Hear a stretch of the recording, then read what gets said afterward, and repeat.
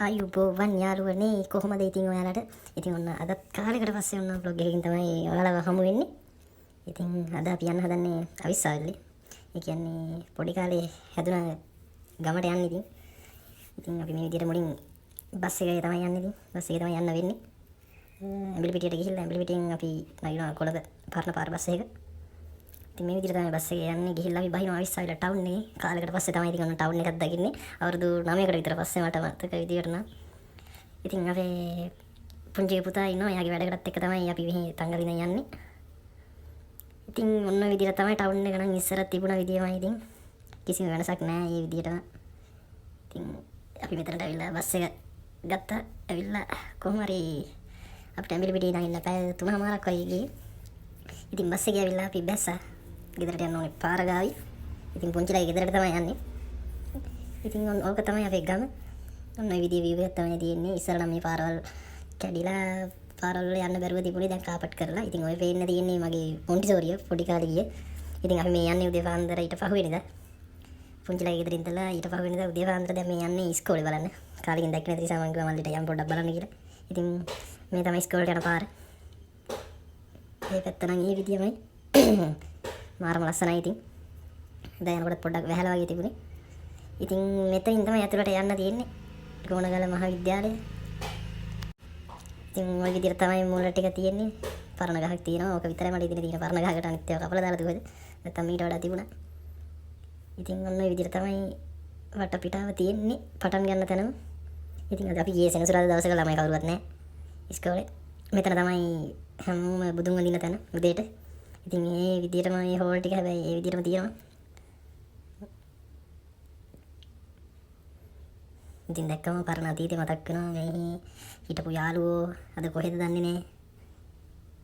ඉතින් මේ විදිහට පන්ති වෙන් කරලා තියෙනවා දිග හෝල් එකේ. ඒ කාලෙත් ওই විදිහටම වගේ තමයි තිබුණේ.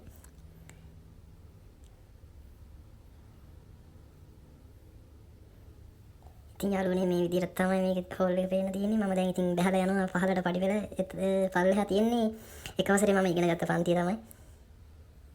ඉතින් අද වෙද්දි යාළුවෝ කවුරුවත් නැතුව මම තනියම යනවා ආය අතීතෙට. ඉතින් මේ තමයි අපේ පොඩි පන්ති වල ළමයි බුදුන් වඳිනවා මෙතන. ඉතින් ඔය තමයි හෝල් එක. අතන තමයි පන්ති කාමර ටික තියෙන්නේ. එක ශ්‍රේණිය. මට මතකයි මම හිටපු පන්තියක් ඉතින්. ඔය තමයි පන්තිය. ඉතින් දැන් ටිකක් ඉතින් හදලා සෙල්ලම් මිදුල එහෙම ඉස්සර ඔච්චර ලස්සනට තිබුණේ නැහැ. ඔහොම වැඩ ගැටියක් තිබුණේ. ඒ වුණාට ඔච්චරම පිළිවෙලට තිබුණේ නැහැ. වැටවල් ගහලා ඔය ළඟදී දැන් හදලා මට තින්නේ. පේන්ට් කරලා පහලින් පොඩි අලක් ගලාගෙන ගියා. ඒ දවස්වල නම් දැන් නම් ඒක තිබ්බට වඩා තව පොඩි වෙලාද මන්ද අලපාරන. ඉතින් මේ විදිහට තමයි වටපිටාව පේන්න තියෙන්නේ යාළුවනේ.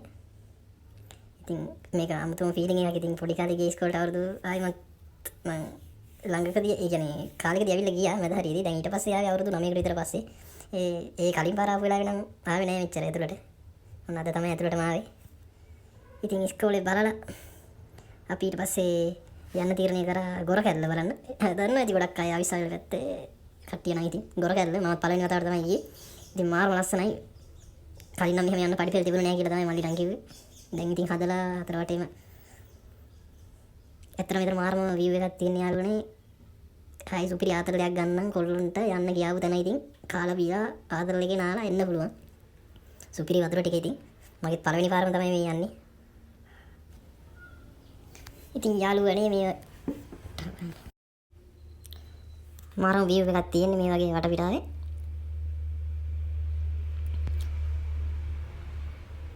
ඔයාලා ඉතින් රස විඳින්න මේ වගේ පරිසරයක. ඇත්තටම මේ වගේ තැනකට එන්න තියෙනවා නම් මාරම වටිනවා.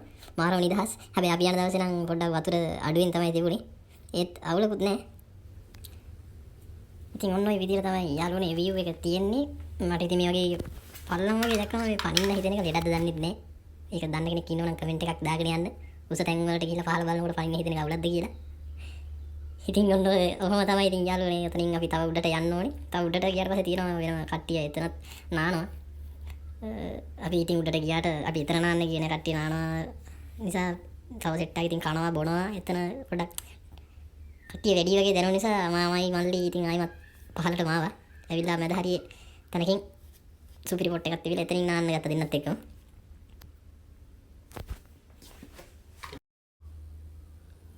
ඉතින් මාරම සීතලක් තියෙන වතුර ටික අපි උතනට යද්දිත් හවස 4 පහු වෙලා වගේ. ඇත්තටම මෙතන මේ ගානට වතුරක් තිබුණා. හැබැයි පොඩි අවුලකට තිබුණේ අර මේ මාළු වගේක් ඉන්නවා. අම්මෝ ඉතින් හෙල්ලෙන්නවත් නැතුව විනාඩියක් විතර ඉද්දි ඇවිල්ලා රංචු පිටින් ඇවිල්ලා මුළු ඇඟම වහගන්නවා. ඒ තරමට උතන ඉන්නෝ නිකන් අර නම දන්නේ නැහැ මාළු වගේ මොකද්ද කියලා. මම ඊට පස්සේ ගිහිල්ලා මල්ලිට අතන ගහලා එයාලා නයි ඉතින් නාන්නේ. යන එන තැනනේ හැමදාම. මම ඊට පස්සේ ඒකට වෙන්නවා ඒක කිව්වා ඌ උතන ඉන්නවා තමයි කියලා. සෙට් එක. ඉතින් යාළුවනේ ඔන්න ඔය විදිහට තමයි ඉතින් මෙතනත් view එක තියෙන්නේ. ඔයාලා බලන්න. මට ඉතින් පොඩි දෙයක් තියෙනවා ගලක් ගහක් කන්දක් මොකක් හරි දැක්කට පස්සේ පොඩ්ඩක් නගින්නම හිතෙනවා. ඉතින් හැමීට පොඩ්ඩක් මෙතනට නැගලා බලන්න හැදුවේ. ඒ වුණාට දියසෙවල වගේ තියෙනවා හතර වටේම. ඒක නිසා පොඩ්ඩක් බයෙන් වගේ තමයි යන්නේ. ඔය විදිහට තමයි ඉතින් ඔච්චරයි ගියේ මුලින් නම්. ඊට පස්සේ ඉතින් උඩට පොඩ්ඩක් ගිහිල්ලා හිටියා. ඒ වෙලාවෙ ඉතින් යාළුවනේ ඒ වෙලාවෙ පොඩ්ඩක් ඉතින් බය හිතුණාට ඒක අවුලක් වුණේ නෑ. ඉතින් අපි එදා දවසේ එහෙම ගිහිල්ලා ඉවර කරලා මේ විදිහට පාන්දර 6ට බස් එකේ නැගලා ආයිමත් අපි ගෙදර බලා ආවා. ඉතින් ඔයාලට ආදරණීය කියන්න තියෙන්නේ මම subscribe කරලා නැත්නම් තාමත් subscribe කරන්න. ඉදිරියේදී අලුත් වීඩියෝ එකකින් හමු වෙමු. ඔයාලට ජය වේවා.